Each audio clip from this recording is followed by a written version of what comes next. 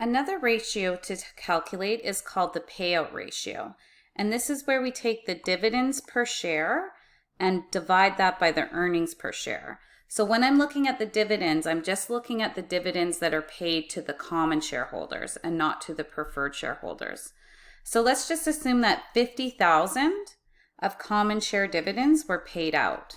So we'll just continue with our example. So that's 50,000. Now I need this per share. So then I have to see how many shares were outstanding.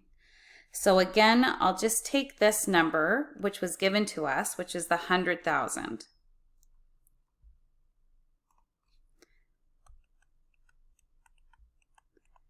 And then divide that by the earnings per share. So in our last video, we calculated the earnings per share and it ended up being $1.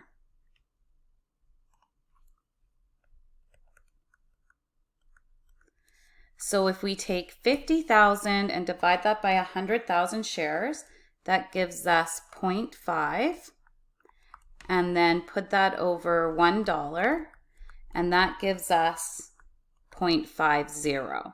And it's better to express this as a percentage. So I'm just going to move the decimal place this over 2, and that means I have a ratio of 50%.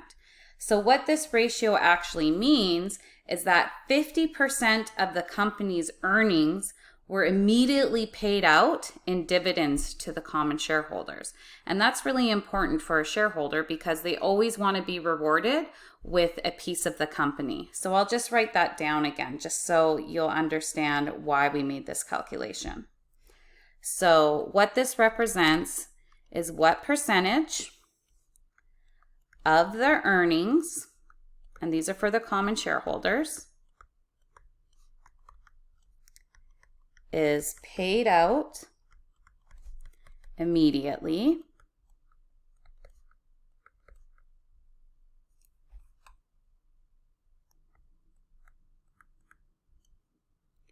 as dividends.